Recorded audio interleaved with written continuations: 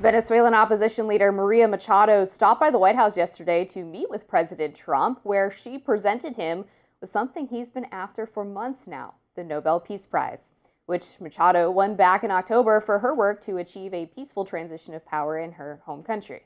Now, according to the Nobel Institute, the awards themselves cannot be transferred, but Machado gave the medal she received to Trump, and the White House later confirmed that the president kept it. Here she is after the meeting.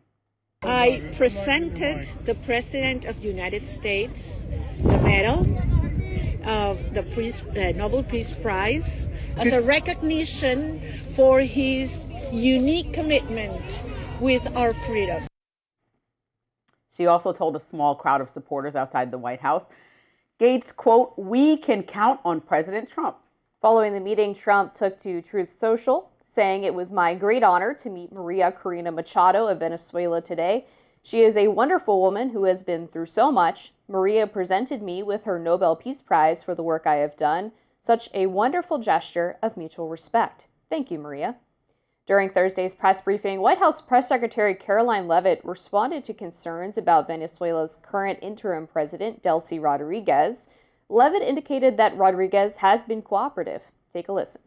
Secretary Rubio and the administration have been in constant communication with Ms. Rodriguez and other members of the interim government in Venezuela. They have been extremely cooperative. They have thus far met all of the demands and requests of the United States and of the president. And I think you have all seen that play out. We obviously had a $500 million energy deal that was struck in large part because of the cooperation from Ms. Rodriguez. The president likes what he's seeing and will expect that cooperation to continue. Now, Machado didn't just stop with a visit to the White House. She made a visit to Capitol Hill to meet with congressional leaders as well. Democratic Senator Chris Murphy told the AP following that meeting that she reminded them that Delcy Rodriguez is in many ways worse than Maduro, and expressed to them, quote, "If there's not some progress, real progress towards a transition in power and or elections in the next several months, we should all be worried." He also noted that, to his knowledge, she did not get a commitment from the White House to hold those elections. Obviously, a lot still up in the air in Venezuela regarding the actual transition of power and this interim government, which is filled with, Maduro allies. And the question that will be hanging over this entire operation to remove Maduro is, will Rodriguez and these other individuals who are still in power be sufficiently committed to carrying out the U.S.'s principles and demands in terms of what they want to see moving forward? And if not, what is the U.S. prepared to do, if anything, about it? There's been reporting that the CIA was concerned that Machado did not have enough organization and preparation in order to actually lead the country with her party, at least in the short term. And so they're trying to basically avoid the traps of previous regime change efforts by having some continuity in the meantime with Maduro's underlings. But all of this is obviously still very fluid. Yeah, I think through what we saw, Machado seems like she reveres the president and they have a dialogue back and forth. I mean, I know that the Nobel Peace Prize organization itself won't recognize the honor being given to the president who has yet to win one himself. But I mean, she compared this gesture to Simon Bolivar that liberated Venezuela in the 1800s from Spanish rule. So she feels deeply about this. Mm-hmm. When they first reported it, that she said, I would dedicate this to President Trump, I was like, well, let me just see more. I'm going to watch more. I'm very critical, but she obviously feels that way. And I think two things can be true. A lot of Venezuelans feel that way. So in Florida, we saw where the biggest Venezuelan population is in our country, a lot of celebration about the fact that they got rid of somebody who they thought was so harmful of a leader for their country, and now he's in U.S. custody. For me, the issue has always been next steps. It doesn't seem like the administration is focused in any way. I mean, they've been asked specifically by reporters from News Nation and others on Air Force One, what are the next steps in regards to transfer of power in government, and trusting that Delcy Rodriguez, who publicly immediately after Maduro was taken out of the country has said and vowed support to Maduro and has criticized our government, and to watch what's happening there right now with military officials reported to the New York Times, going through people's phones in Venezuela, making sure that none of their WhatsApp messages say anything negative about Maduro, harassing people in those ways, still affecting their civil liberties.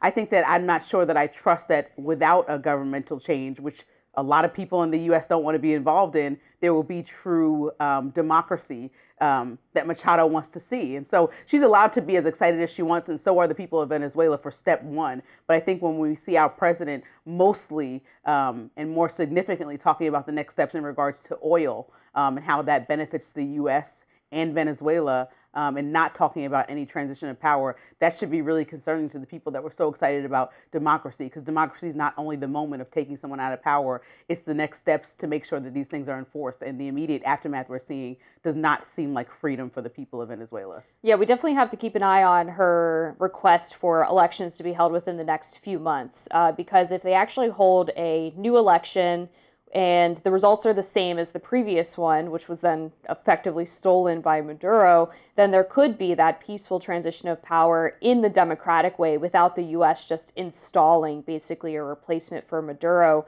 which could potentially help stave off some of the unrest that typically follows a forced regime change operation. So I am curious as well as to whether or not the administration is going to help facilitate that democratic process in Venezuela and what exactly that's going to look like. Yeah, and I think that the administration should be really transparent about the next steps there. I mean, I know that Congress failed to proceed with the War Powers Act that would, kind of stop the president from making these big decisions that we want Congress to be involved in. And so that directly ties to Venezuela, because I think it was on the table because of what was happening to the ships in the Caribbean Sea. And so I think that I would like to be more involved as an American citizen in this conversation, because it ultimately does affect us. I mean, if Delcy Rodriguez does not cooperate in some way, even though we'll take Caroline Leavitt's word for it that she is cooperating very well and ignore stuff that she said on local television in Venezuela, let's say we're going that route, we still have to know that we feel comfortable with the plan moving forward. Because if they don't cooperate or something does go ajar, then are we saying military action is next? I think we should be transparent with the American people, since the way we got here wasn't extremely transparent, but we're here and we can't pull back where we're already at. But I think leaving them hanging at this point, it's not a great thing for the country, but it's also probably not a great thing for America to get involved in another foreign conflict. I'm also wondering if Rodriguez's public statements are a way to kind of save face with the country's Maduro supporting population, because I think it's possible for her to be sort of telegraphing that publicly, but behind the scenes cooperating with the U.S. Because if I saw Delta Force, rappelling from helicopters into the presidential palace and coming in and snatching my leader in the middle of the night, I would probably think twice about not playing games. Yeah, exactly. But also, you think about if Maduro was freed, because you're hearing a lot of his pushback from his lawyers about what happens in that state. Nobody really knows what happens if that's the case. Well, and that might take years for that entire legal process to play out too. So I wouldn't bet on him getting off the hook anytime soon. In terms of her being able to hang on at least in the next few months. But right? People like that, I feel like she might say she's considering the U.S. and how their tactics can easily take her out of there just as easily, and that she's considering Maduro, and if he gets released in 5 years and comes after her, he doesn't seem like somebody who plays by the rules. I would be concerned on both ends. So yeah, Delcy Rodriguez has a lot going on. Up next, European troops have been deployed to Greenland as President Trump persists in expressing his desire to acquire the Arctic island. Don't go anywhere.